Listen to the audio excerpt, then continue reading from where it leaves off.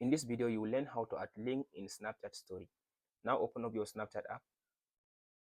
After you open Snapchat like this, now go and now upload your picture or a video you want to add to your story, or take a picture. I'll just take a picture. After you just get what you want to add to your story. So in this session now, go and tap on this session, this little icon.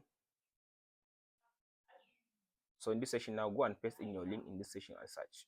Here is my link. I'll tap on this search. So here it says attach to Snap. Tap on this. Here is my link.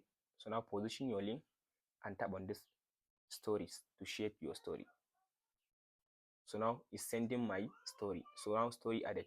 So if you want to view the link, all you have to now tap on this section, your profile, and tap on this section, your story, my story. Now as you can see now here is the link. If I tap on the link now, it will take me to Instagram. That's it guys on how to add link in Instagram story, in Snapchat story.